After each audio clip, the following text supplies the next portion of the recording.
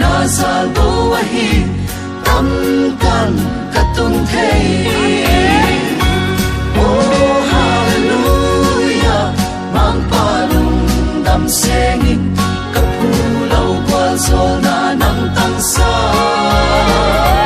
kamu ngai lo nang musa katan walau nang tangsa.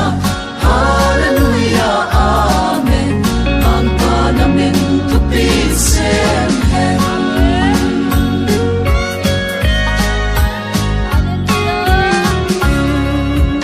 Kapil na to mang pamay pasuilen masosya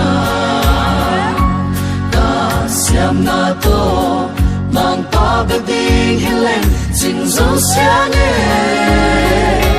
Hey na tom le lumon pen tam tan nang pui lungdam na luan hi luange biang ki a luange. Oh hallelujah mang palung dam sengin kapulau kwal sol na nang tangsa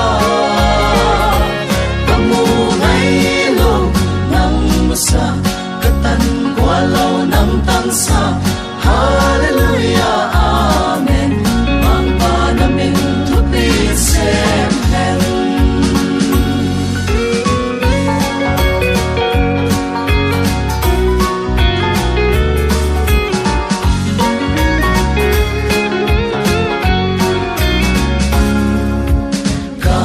Kalsuan na hinglo samsa ngay lo kamampa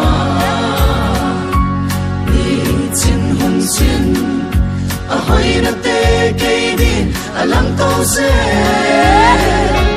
tupi lang dam sange mampa ng puida nagwal so na tang kay din hinglam puy singo.